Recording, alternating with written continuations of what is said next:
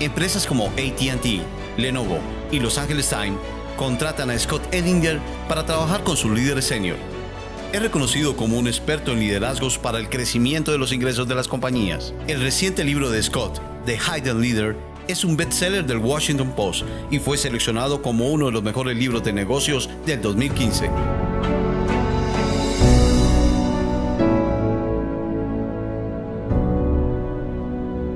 I'm excited to talk with you about my latest book, The Hidden Leader, how to discover and develop the strengths and the power of leadership within your organization.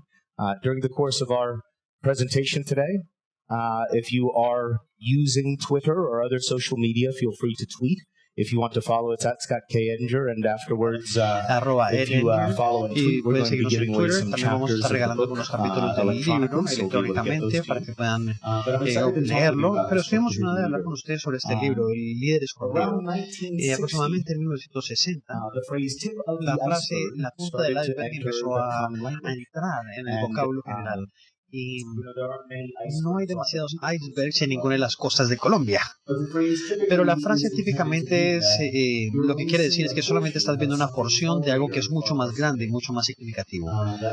Y obviamente eso sucede porque con el iceberg solamente ves la punta del iceberg, que está por encima del agua, y debajo de la del agua es donde está la gran mayoría del poder y la masa del iceberg. Y justo como dice ese dicho, unas veces lo que no se ve es tan importante como lo que se ve. Y esto es especialmente importante en las organizaciones cuando estamos hablando sobre liderazgo, porque cuando te pido que pienses sobre tu compañía y tus líderes, te llega gente a la mente cuando hablas de líderes de la compañía, y siempre vemos hacia arriba las organizaciones, a las posiciones, a los títulos, a la autoridad, y buscamos el liderazgo ahí. Y aunque sea muy importante eso, diría que es algo que se tiene que tener en las organizaciones. Cuando ves arriba una organización y buscas liderazgo, tiendes a no ver lo que está escondido. Y hay mucho liderazgo, mucha contribución de liderazgo que se hace por los contribuidores frontales, los supervisores, inclusive los gerentes medios, que muy a menudo no vemos como líderes de la compañía, pero están produciendo una gran cantidad de poder de liderazgo en las organizaciones. Y si puedes utilizar ese poder y generar una cultura donde los líderes salen adelante en toda la organización, no solamente en la punta, y se crea el tipo de cultura donde todo el mundo es un líder. De esta manera vas a poder tener una ventaja competitiva para tu negocio.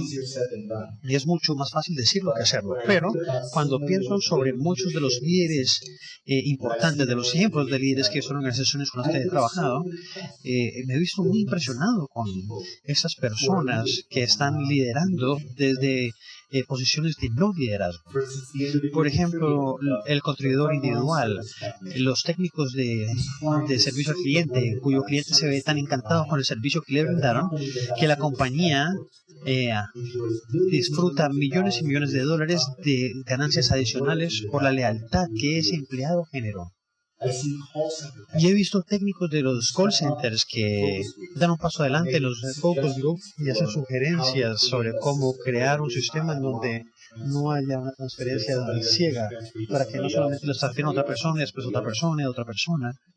Eso puede ser muy frustrante, pero he visto también representantes de los call centers que están haciendo sugerencias sobre cómo hacer eso de una mejor manera, cómo tomar un rol de liderazgo. Por ejemplo, en los hogares de geriátricos he visto asistentes que están tomando tiempo en sus descansos y después de horas para plantar flores en los jardines, porque reconocen que el ambiente importa a la gente que está ahí y a los residentes. Y me hizo tan impresionado con esas contribuciones de liderazgo que yo quería escribir un libro sobre ese tipo de líderes, esos líderes escondidos que muy a menudo no son reconocidos. Porque aceptémoslo, existen miles de libros escritos sobre liderazgo. La mayoría de ellos van dirigidos a personas que ya están en posiciones de liderazgo. Y francamente es mucho más fácil asumir una posición de liderazgo cuando tienes el título y la autoridad. Es mucho más difícil y hay muy poco escrito sobre qué hacer cuando estás siendo un líder sin un título. Y yo quería decodificar eso y ayudar a las organizaciones a que entendieran cómo podían permitir que esto saliera adelante en nuestros negocios, ¿sí?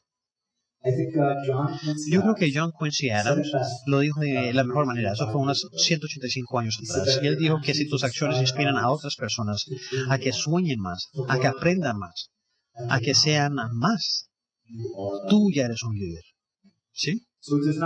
Entonces no toma posiciones o títulos o autoridad. Necesitamos separar estas cosas para reconocer el poder de que todo el mundo tome un rol de liderazgo en un negocio. Porque el liderazgo no se trata de posiciones o títulos, se trata de los comportamientos que la gente asume. Se trata de las acciones que la gente toma todo el día que determinan si esas personas son líderes o no. Y voy a compartir con ustedes cómo se hace esto aquí. ¿Han escuchado esta frase? ¿Actúa como un dueño? Levanta la mano si has escuchado esto alguna vez. Que quieren que la gente actúe como si fueran dueños de los negocios. Yo he escuchado muchas compañías que dicen que quieran que se adueñen del negocio y que traten a los clientes como si fueran sus propios clientes. Y es una idea muy interesante. He escuchado a muchas personas hablar sobre esto. El problema es que muy pocos empleados de sus compañías, a quienes les pides que actúen como los dueños del negocio, han sido dueños de algún negocio alguna vez. Entonces es difícil poder hacer esa conversión a un comportamiento. Y he visto también el otro lado de la otra cara de la moneda, cuando estaba en una conferencia hace un par de años, y un CEO le pidió a la organización que quería que todo el mundo se comportase como si fueran los dueños del negocio. Y esa misma tarde escuché a un par de los empleados en la línea del almuerzo decir, sí, yo puedo actuar como un dueño de negocio, yo puedo llegar tarde, puedo tener un auto muy bonito y hacer lo que me da la gana. Sí, yo no creo que eso es lo que estaba pensando el CEO cuando les dijo esto, pero cuando yo hablé con los ejecutivos senior en todo el trabajo que he realizado sobre lo que ellos querían, cuando les decían a la gente que actuaran como dueños, y eso es lo que yo escuché de parte de ellos. Queremos que la gente sea más responsable, que tome responsabilidad por sus acciones. Esperemos que la gente se sienta más comprometida, más conectada, y no solamente estén convirtiendo tiempo en dinero. Como dijo Sunny antes, que haya un propósito, que haya una energía que los impulse. Y finalmente entender cómo todos trabajamos juntos, no solamente en sus funciones individuales, sino cómo toda la organización trabaja mancomunadamente para poder generarle valor a los clientes. Y cuando yo pienso sobre este tipo de comentarios, el tipo de cosas que estos líderes quieren cuando le piden a la gente que actúen como dueños de los negocios, es que estos son comportamientos de liderazgo. Son comportamientos de liderazgo. Y es muy difícil decirle a alguien que no ha sido dueño de un negocio de que actúe como si fuera dueño de un negocio. Y esos son comportamientos de liderazgo. Y en el curso de mi trabajo he tenido la posibilidad de hacer investigación en decenas de miles de líderes para poder identificar cuáles son las características del liderazgo que diferencian al promedio con los excelentes. Y una de las cosas que encuentras es que existe un cierto grupo de comportamientos de liderazgo que pueden ser aplicados por personas que no están en posiciones de liderazgo. Y cuando estaba escribiendo el libro, entendí que estaba teniendo muchos problemas generando historias sobre este tipo de líderes escondidos. Pero me llegó una idea. Pues obviamente están escondidos.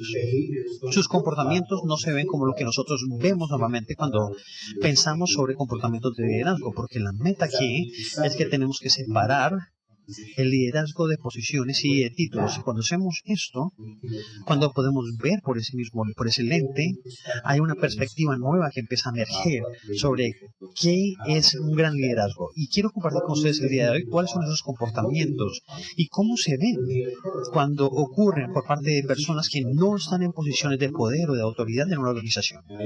Y yo creo que ustedes van a encontrar que cuando pueden generar este tipo de cultura que permita estos comportamientos de liderazgo a que salgan adelante, van a poder ver un éxito diferente y diferentes resultados y una ventaja competitiva para sus negocios. Este es el primero. Los líderes, a nivel de líderes escondidos, se enfocan en los resultados.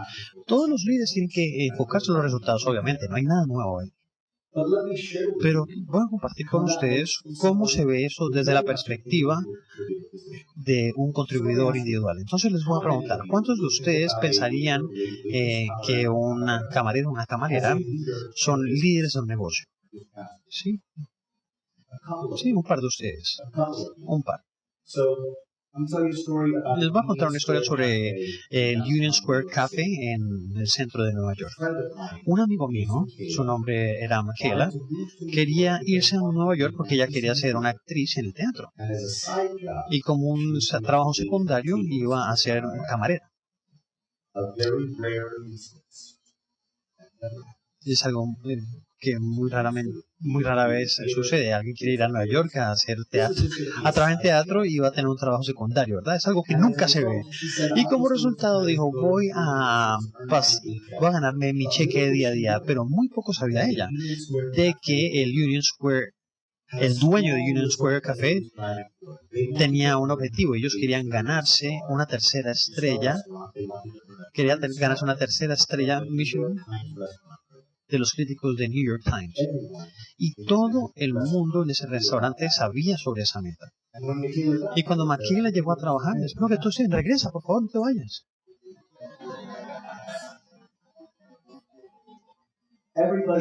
Y todo el mundo en el restaurante sabía que esta era una meta para el negocio.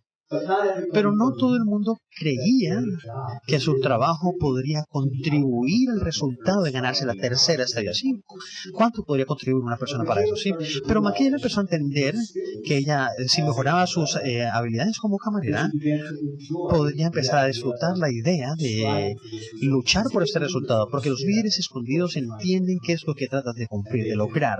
Y ellos pueden orientar sus habilidades y desarrollarlas para volverse mejores en ese trabajo que hacen. Y Michaela me dijo que ella comenzó a pensar sobre qué haría ella si las personas que vienen a nuestro restaurante fueran invitados en mi casa. Y esa es otra pregunta. Empezó a mejorar sus habilidades. Y antes de que lo supieran, Michaela estaba teniendo un excelente desempeño en el restaurante. Y lo único que ella pensaba era cuál era el resultado final y ella cómo podría comportarse de cierta manera que pudiese llegar a ese resultado. Me encanta que hayas regresado. Estaba preocupado. Me estaba preocupando. Gracias, eres excelente. Muchas gracias por regresar.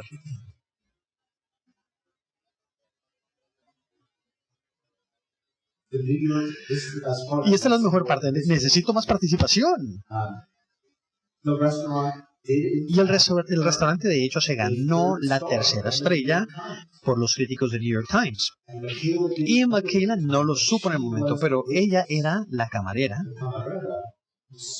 que le sirvió al crítico de New York Times. Y el servicio que ella le brindó fue el que resaltaron en la publicación. Entonces no importa cuál sea la posición del líder escondido, ellos siempre entienden el resultado. Ellos no están ahí solamente haciendo un trabajo y ya. Los líderes escondidos entiendan cuál es el resultado final, la meta. Ellos determinan, obviamente con la ayuda de los gerentes, a cómo hacer su trabajo de una manera que puedan llevar a ese resultado. Y por cierto, una tercera estrella para el restaurante de New York Times significa que hay millones y millones de dólares adicionales en ganancias para un solo restaurante. Y ese es el tipo de poder que tienen los líderes escondidos cuando puedes hacer que se enfoquen en los resultados.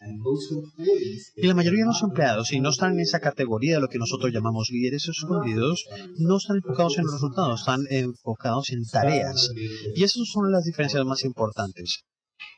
Y esa es la segunda historia que quiero compartir con ustedes. La idea de demostrar integridad. Y tengan mucho cuidado cuando utilicen la palabra demostrar integridad, porque yo creo que todos diríamos que yo tengo integridad, que yo nunca he hablado con alguien que diga, no, sabes, yo no tengo mucha integridad, no pueden confiar en mí. Entonces todos nos vemos como personas con integridad, pero cuando hablo contigo sobre demostrar integridad, lo que quiero es que vayan un poco más allá y compartan la idea de demostrar la integridad como algo que está más allá de no mentir, no hacer trampa y no robar. Sí, eso sería como una barra muy baja para la integridad, ¿verdad? Nadie nunca ha dicho, yo admiro a esa persona y su carácter, porque ellos casi nunca dicen mentiras. Sí, no sucede. Entonces, cuando hablo sobre demostrar integridad, hay un par de cosas que creo que son importantes para poder hablar de eso. Cuando piensan sobre esto, las personas siempre cumplen con sus asignaturas, las terminan a tiempo o simplemente no las cumplen. ¿Ustedes hacen eso? Bueno, tiene que ver con integridad, hacer algo que tú dijiste que ibas a hacer. ¿Tú cumples con tus compromisos y con las citas o cancelas muchas citas a último minuto? Esa es una forma en que la gente puede juzgar la integridad. ¿Tú hablas cuando algo está mal en una organización? ¿O te quedas calladito y dices, bueno, esto va a pasar? Tú das retroalimentación honesta a las personas cuando están haciendo algo que va en detrimento a ellas mismas o a la compañía. Y voy a compartir con ustedes una historia interesante. Hace un año estaba trabajando con otra compañía y no van a decir quién es el nombre porque alguien puede entrar en pena aquí. Pero en el curso de trabajo se me dijo que uno de los vicepresidentes ejecutivos tenía mal aliento. Es decir, nadie le decía eso. A él, obviamente, nadie le decía. Y esta es una forma de tener integridad para poder dar buena retroalimentación. Entonces me tocó sacar a Steve y decirle, Steve, oye mi hermano, tienes mal aliento, compra unas ventas y vamos a continuar trabajando. Y fue así de fácil. Y finalmente, tus acciones siguen el mejor interés de la compañía. Y cuando hablo de estas cosas, lo que yo esperaría es que esté pintándoles un cuadro diferente a lo que significa integridad cuando eres un líder escondido. Se trata de seguir adelante, se trata de ser honesto sobre lo que estás pensando, se trata de decirlo de una manera apropiada, pero también dar retroalimentación honesta. ¿Cuántos de ustedes han evitado dar retroalimentación honesta? ¿Sí? Veo muchas cabezas diciendo que sí. ¿Sí? No es una confesión en este momento, simplemente les pregunto, por encimita. Cuando una posibilidad de dar retroalimentación directa y empezaste a salirte por la tangente o lo dijiste de una manera tan suave que el mensaje no fue directo. Sí, voy a compartir con ustedes una historia de una mujer que se llama Susan Ramírez, que trabajaba para una compañía de servicios técnicos y ella era de Perú. O es de Perú. Y esta compañía de servicios técnicos iba a recibir o iba a sacar un nuevo producto al mercado y la mayoría de las personas en la organización estaban preocupadas porque el nuevo producto tal vez no cumpliría con las expectativas ni cumpliría con las promesas que el mercadeo estaba vendiendo. No sé si alguno de ustedes alguna vez ha experimentado algo así como esto. Bueno, pues todo el mundo estaba muy preocupado al decir algo, porque el dueño, el CEO y el otro dueño, el presidente, podrían haber reaccionado negativamente. Entonces la gente evitaba decir nada al respecto. De hecho, muchos de ellos me hablaron a mí sobre sus preocupaciones. Entonces tuvimos una reunión pre-lanzamiento y íbamos a hablar sobre el lanzamiento del producto. Y todas las personas que me habían dicho algo a mí, o se quedaron calladas, o peor aún, fingieron estar contentas y de estar de acuerdo. ¿Han visto que sucede eso alguna vez? ¿Sí? El proverbio del elefante en el salón, en el cuarto. Bueno, Susan Ramírez no se quedó callada, ella se puso de pie y dio una opinión lógica, pero era una opinión que estaba en desacuerdo. Y el dueño, como se esperaba, no reaccionó bien y argumentó de una manera muy acalorada y que Susan, como ella era una contribuidora individual, no tenía la experiencia y estaba simplemente siendo negativa. Que tenía miopía y no podía entender la imagen general. Y entonces Susan se quedó calmada, como podrían imaginárselo. Es difícil hacerlo en esa circunstancia. Y se sintió como si hubiera pasado una hora. Y han pasado como 60 segundos nomás. Pero Susan mantuvo su perspectiva y empezó a citar ejemplos de las pruebas beta sobre por qué el producto no estaba cumpliendo con las expectativas. Y antes de que lo supieran, otras personas empezaron a unirse a la opinión de Susan. Y empezaron a hablar y empezaron a decir lo que ellos pensaban. Y finalmente, cuando había una cantidad de retroalimentación sobrecogedora, el presidente y el CEO estuvieron de acuerdo en llevar de nuevo a producción el producto y trabajar nuevamente en él. Ahora, los ejemplos del día a día de demostrar integridad surgen de esta misma manera. Surgen en momentos en donde no estás pensando sobre honestidad, ni carácter, ni confiabilidad. Todas estas brechas éticas son fáciles de ver, pero demostrar integridad, como lo hizo Susana Ramírez, es el tipo de integridad que llevó a un mejor producto para los clientes, a un mejor ambiente de trabajo para las personas que están trabajando con sus clientes y a final de cuentas un mejor lucro para la compañía. Y ese es el tipo de integridad que le permite a los líderes escondidos, cuando actúan de manera apropiada y se comportan de una manera en que ayuden a definir sus opiniones a los líderes, pueden tener un gran poder a producir excelentes productos al hacer un mejor ambiente de trabajo. Y esa sería una de las segundas áreas que quería compartir con ustedes, esta idea de mostrar la integridad. Y nuevamente, yo confío en que todos ustedes tienen integridad. y carácter. Pero pregúntense, ¿qué tan a menudo ustedes demuestran esto de una manera proactiva cuando todos pueden verlo? Porque son esos pequeños momentos que otros determinan cuánto carácter o integridad alguien puede tener. Y así es como los líderes escondidos ganan algo de su poder, obtienen algo de su poder en las organizaciones. Y hay una tercera área de éxito para los líderes escondidos y que quiero compartir con ustedes. Y se ve muy comúnmente en los líderes que están en nivel medio de las organizaciones. Estas son las relaciones para atravesar. Y recuerden que los líderes escondidos no tienen posiciones o poder o autoridad o títulos para poder hacer que algo suceda en una organización. Ellos tienen que confiar en sus relaciones. Y cuando tienen problemas funcionales entre diferentes áreas, cuando tienen estos temas de funciones cruzadas, los líderes escondidos son el pegamento que unen a estas unidades de negocios, esos silos, y los pegan, porque ellos atraviesan las diferentes relaciones. Y voy a compartir una historia de una joven que se llama Bridget J. Ella trabaja en una compañía que se llama QStream, que tiene sede en Boston, Massachusetts. Y Bridget es una gerente de desarrollo de programa. Tiene un título suficientemente bueno como para saber qué es lo que hace. No tenemos ni idea qué es lo que hace.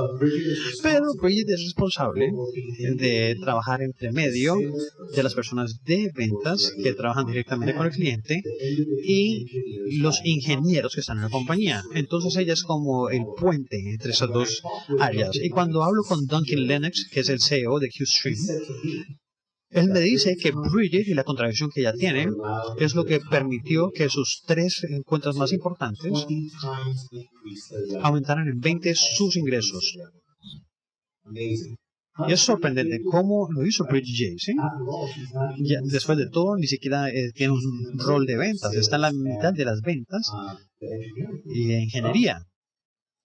Bueno, cuando hablé con Bridget, ella me dijo que escucha el éxito mutuo. Cuando habla con la gente, independientemente de qué área trabaje, ella siempre está buscando formas en que ambos puedan tener éxito.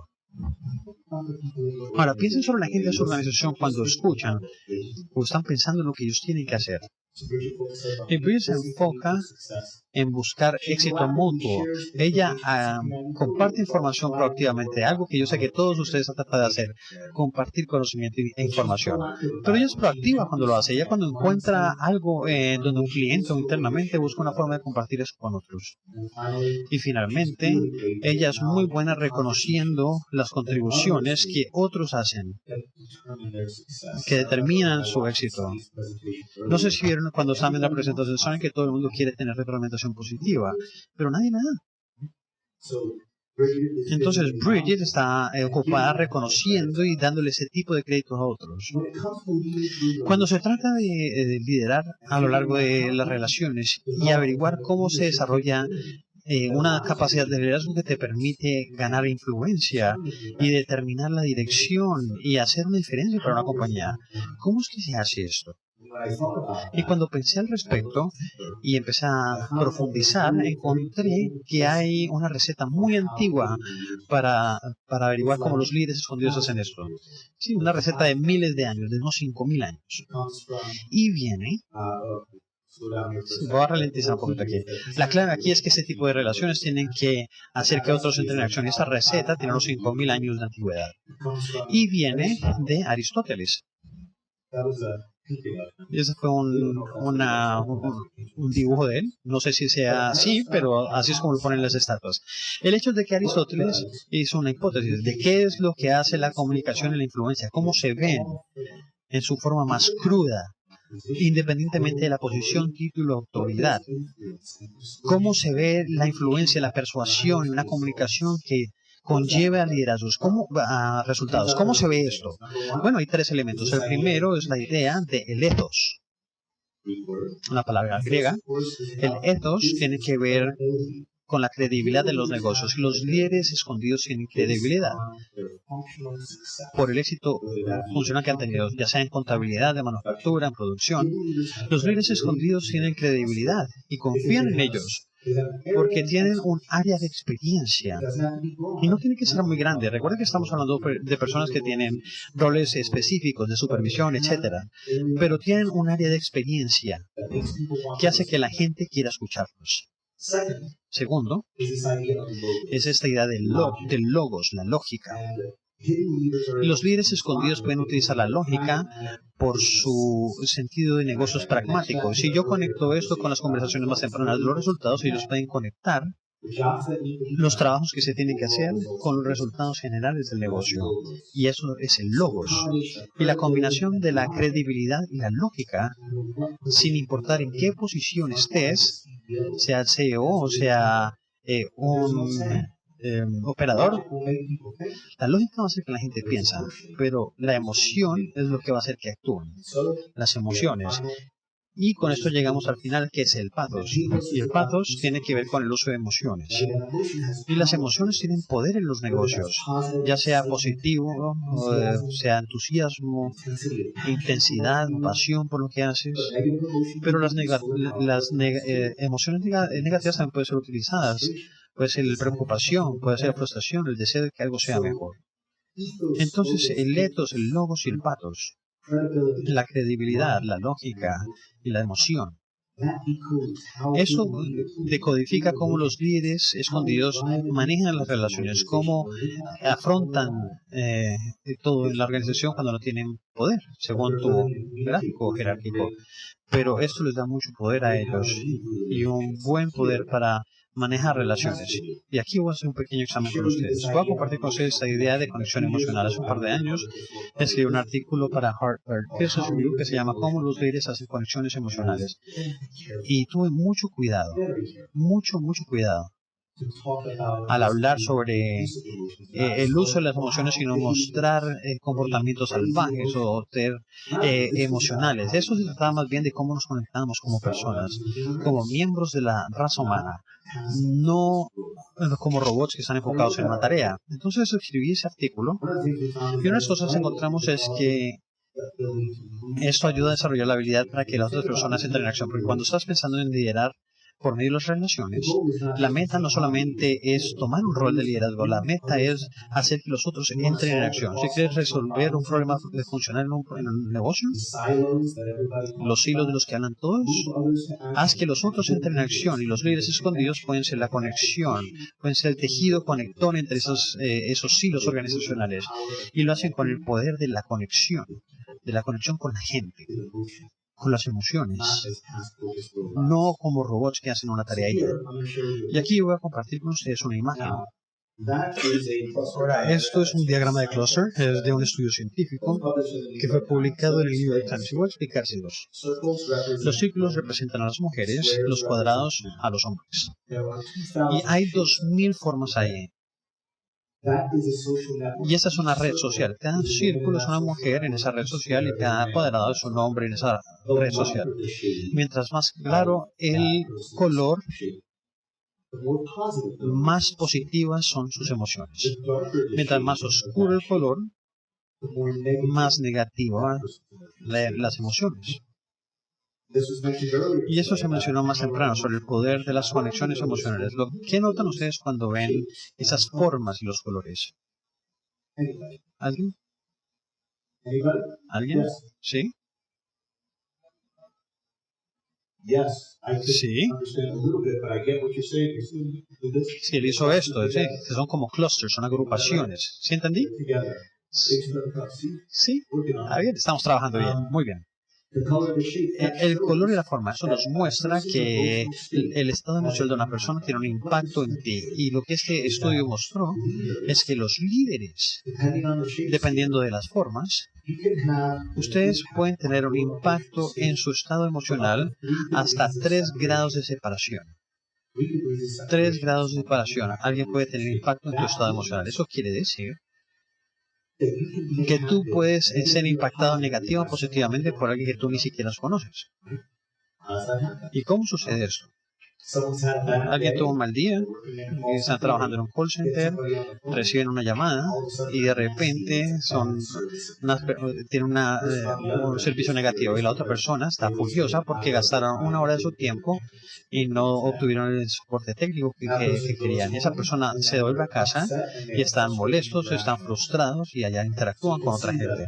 Entonces de esta manera pueden ver el efecto y la cadena que esto genera. Quiero que piensen sobre esto. Eso es en un ambiente social, ¿verdad?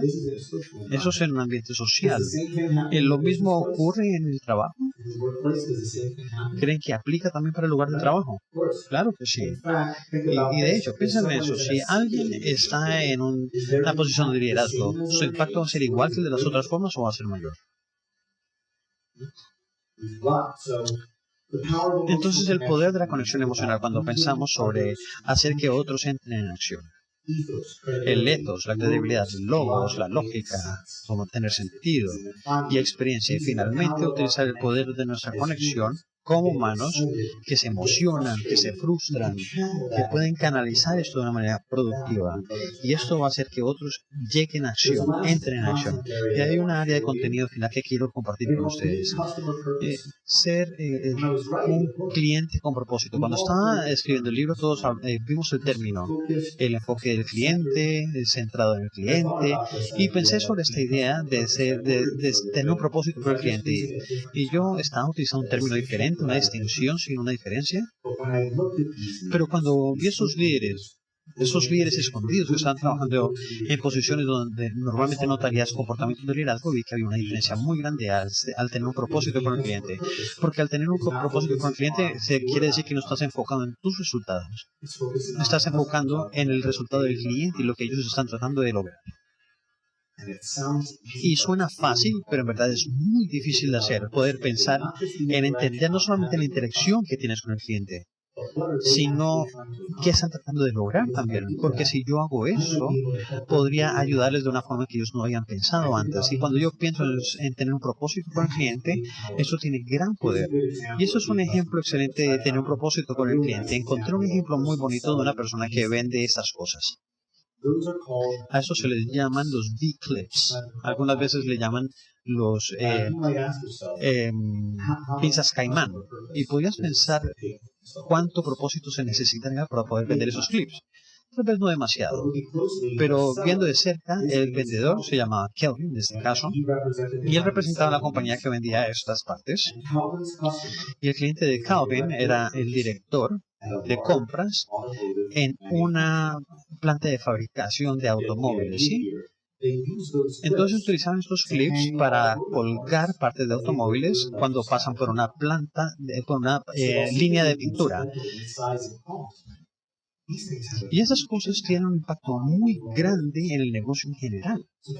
Entonces Calvin no llegó a trabajar ni llegó a simplemente a manejar los clips. Y Calvin es conocido en la compañía del cliente como la persona que les ayuda a ahorrar 1.1 a 5 millones de dólares por hora. ¿Y cómo logró él esto vendiendo estos clips? Bien. Se ven pequeños, se ven insignificantes y no son ni siquiera parte del producto de la compañía. No están relacionados con el producto. Ellos solamente ayudan a colgar las partes en la línea de pintura y después se las mandan al fabricante. Pero bueno, resulta que cuando nuestros clips fallan, algunas veces tienen que detener la línea por horas y algunas veces tienen que apagar la línea por mediodía. Bueno, esto que genera un efecto de ripio en los costos. Y ese efecto incluye cosas como sobre tiempo para los trabajadores, porque tienen que aumentar su producción. Y los costos también tienen que ver con no cumplir con las metas de producción. Y todo por un pequeño clip. Entonces, la persona no llegaba a vender el clip, sino que entendía para qué las utilizaban y cómo las utilizaban. Y trabajó para descubrir cuáles son las implicaciones y los impactos que podía tener. Y pudo suministrarle al cliente una solución con nuevos clips, que eran 300% más costosos que los que estaban comprando antes, justificado con estos ahorros. ¿Y cuántos de ustedes desearían que su gente pudiese entender exactamente qué es lo que su cliente quiere para darles las solución que les permitiría ganarse un valor agregado, un 50% más de lo que están ganando. Y así es como los líderes escondidos actúan enfocados en el cliente. Así es como los líderes escondidos pueden impulsar el negocio, no solamente por medio de sus transaccionales, sino por entender a los clientes. Esos son los 4 elementos que se relacionan con la idea de cómo los líderes escondidos se comportan y las características y, más importantemente, cómo se ven, porque a simple vista, cuando buscamos comportamientos de liderazgo, estamos mirando para arriba siempre y muy a menudo no vemos lo que está escondido, y esos comportamientos de liderazgo son poderosos, pero no se ven como lo que nosotros pensamos cuando estamos pensando sobre comportamientos de liderazgo. Un par de cosas aquí. El número 1, vamos a tomarnos un momento para ofrecerles recursos gratuitos. Las personas normalmente les gusta cuando hay algo gratis. Entonces, eso los pone en buen genio. En la página web de Edinger Group hay unos 50 videos. Hay unos podcasts que tienen que hacerse nuevamente, pero hay unos 50 podcasts disponibles. Hay 100 artículos que he escrito para negocios como Harvard Business Review y la revista Forbes, Los Angeles Times. Hay muchos artículos gratuitos en diferentes temas que he tocado, que he manejado. Y hay un boletín mensual a quien se pueden suscribir, yo sé. Otra información que me llega al correo, pero les prometo que es buena. Un boletín muy bueno. Pruébenlo una vez, si no les gusta lo pueden eliminar. También hay contenido nuevo que sale cada semana. Y si quieren, pueden darnos una tarjeta y nosotros les daremos un reporte de liderazgo para crecimiento.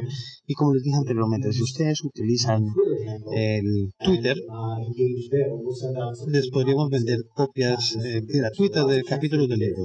Hay muchas posibilidades de tener recursos gratis en adición a esto. Y para este punto quería hacer una pausa y decirles muchas gracias y vean si hay alguna pregunta. Y tengo un punto más, un punto crítico que quiero tomar, pero vamos a hacer una pausa un segundo para tomar preguntas. Y yo sé que me darán un traductor en esta onda. Si quieren hacer una pregunta, no todos a la misma vez, por favor. No se tiren aquí arriba, tranquilos.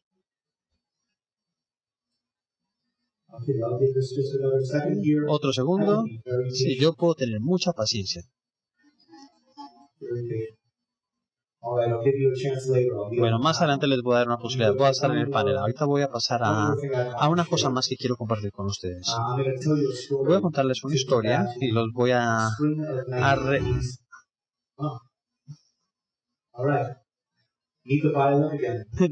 Vamos a salir otra vez con el violín. Esa fue la música de acompañamiento que me tenían que poner para salir. Pero mentira, esta es mi historia. Voy a devolverlos a 1987 y en ese punto, en un momento voy a odiar esa foto, la verdad. Pongamos la pantalla en blanco un momento. Va a ser muy difícil, tengo que hacerlo con sombritas. ¿Podemos la pantalla en blanco, por favor? En blanco, la pantalla, por favor. Porque quiero terminar con un punto final que es muy importante. Quiero contarles una historia, quiero remontarlos al año 1987. Algunos de ustedes tal vez ni siquiera habían nacido. Y yo estaba en bachillerato. Y me gustaba mucho la música de Iron Maiden, de Judas Priest, grupos de rock, y me gustaba el juego de rol Dungeons and Dragons, Calabozos y Dragones. Y también estaba sacando muchos 1, 2 y 3 en mis calificaciones. No me iba muy bien, la verdad. Y comparto eso con ustedes porque tal vez no hubieran adivinado, pero mi vida no estaba encaminada al éxito. Nunca conocí a mi padre. Mi madre y yo no teníamos una buena relación. Vivíamos con muy poco dinero. Vivíamos en una casa carro. Y cuando tenía 9 años, mi madre se fue. Y por medio de unos eventos muy bizarros y extraños y muy confusos, fui adoptado por mi tía. Y siempre hubo mucho caos, mucho drama alrededor de mi vida. Hubiéramos sido excelentes invitados en el show de Jerry Springer. Es como un show de chisme. Sí, algunos lo conocen, sí. En fin, cuando llegó el momento de tomar el SAT, que es como el ICFES, o las pruebas del saber en Colombia. Saber, pruebas del saber. Excelente, gracias. Sigo aprendiendo español. Cuando llegó la hora del examen, yo ni siquiera sabía lo que era. No tenía ni idea que existía. Y no tenía planes de ir a la universidad con las calificaciones que tenía, pero había una mujer joven que me encantaba y ella sí iba a tomar el examen. Entonces yo dije, bueno, voy a tomar el examen también. Entonces tomé el examen y los resultados llegaron y ella me sonrió y me dijo, bueno, ¿y cuánto sacaste del examen? Y yo sonreí y le dije, saqué un 570. Y ella sonrió y me dijo, wow, chévere. ¿En qué sección sacaste 570?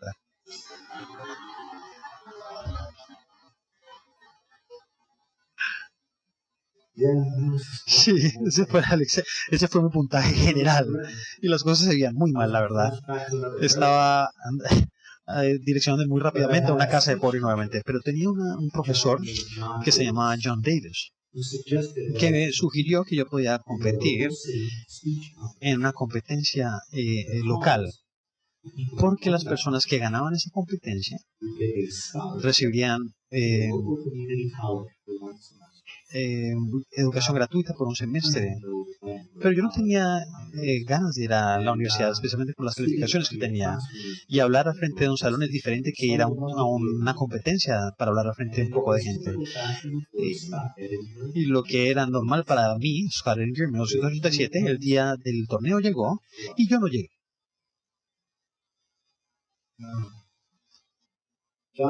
Sí, John Davis, el profesor, se puso muy triste y de hecho creo que el término sería que estaba embejucado conmigo. Pero él no se rindió. Él organizó una posibilidad para que yo pudiera hacer la presentación al frente del profesor de la escuela. Y si me iba bien, me podían dar esa educación gratuita. Entonces, fui a una audición privada y me dieron un semestre gratuito. Y es sorprendente lo que pasa cuando solamente apareces en el grupo. Entonces, cuando estaba listándome para el primer torneo, yo la verdad no me preparé muy bien. Piensen sobre sus propias experiencias. ¿Ustedes alguna vez han tenido algo que era importante que tenían que hacer, pero no le dieron su 100%, no invirtieron toda la energía que debían invertir? ¿Les ha sucedido alguna vez? Bueno, esa fue eso me pasó a mí y el día del torneo llegó y la verdad metí la pata horrible, no estaba preparado. Fue una experiencia realmente miserable y terminé de último en todas las categorías. Y cuando estaban conduciendo de vuelta al colegio, mi profesor y mi coach me dijo, no entiendo, Scott, tú puedes hacer eso si le metes fuerza. Y la verdad estaba avergonzado y estaba humillado. Pero por primera vez en mi vida decidí que yo voy a ponerme las pilas y voy a trabajar. Y practiqué, escribí, practiqué todos los días y empecé a mejorar los lugares. Empecé a sacar el quinto, cuarto lugar. Y después el profesor me dijo, voy a extender tu educación gratuita para tener un grado de 2 años. ¿Sí? Confió en mí. Y luego comencé a ganar. Y un año después, casi un año después de que no fui a ese torneo, estaba compitiendo en el Campeonato de Estados Unidos Nacional con estudiantes de alrededor de todo el país y recibí 2 medallas de bronce en 2 categorías. Y desde ahí las cosas comenzaron a cambiar. Esto me ayudó a ir a la universidad y todo empezó a encajar bien. Y comparto esto con ustedes porque en el curso de mi trabajo yo he tenido la posibilidad de estudiar decenas de miles de líderes. Y los líderes vienen en diferentes tamaños, sabores, olores y colores, tantos que ni siquiera reconocerías. Alguien que tiene muchas capacidades de liderazgo. Pero hay algo común entre todos los líderes buenos que he conocido, con todos los que he trabajado. Lo común que tienen todos es que ellos saben que pueden generar una diferencia. Todos los líderes saben que pueden generar una diferencia, no importa qué tan grande o pequeña sea, no importa la posición, sea un CEO o un trabajador, ellos saben que pueden generar diferencia, están comprometidos con esto. Y para mí, John Davis, mi profesor de bachillerato, es un líder escondido para mí. No tenía mucho dinero, no tenía título, no tenía autoridad, no tenía poder, ni tenía prestigio tampoco, es casi que desconocido. Pero para mí, él es un líder. Y lo que es poderoso para mí es que fue él el que estaba buscando el líder, que estaba escondido adentro de mí. Entonces todos ustedes van a regresar al trabajo y por el resto de la conferencia van a hablar sobre el liderazgo, el impacto que pueden generar. Y hay muchas formas buenas de ser líder, hay muchas habilidades y hay muchas cosas que pueden hacer como líder, pero les voy a decir una cosa que va a generar la diferencia más importante. Y de hecho les puedo decir que es lo único que importa, y es que ustedes tienen que encontrar a otra persona, ayudarles a esa persona a convertirse en líder. Porque el hecho de que ustedes estén aquí en esta conferencia, yo puedo decirles que ustedes ya son líderes. Y eso no es una excusa para dejar de desarrollarse y dejar de tratar.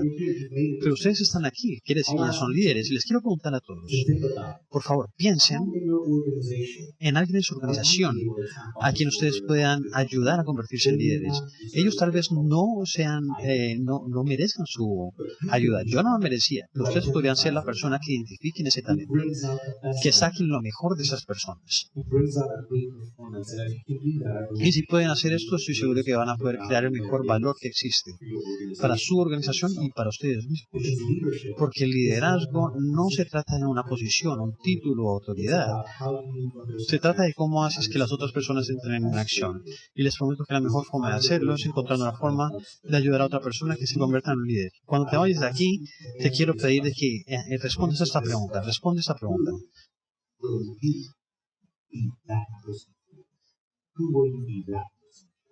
¿A quién le vamos a ayudar? Colombia es pasión. Muchas gracias por tenerme aquí.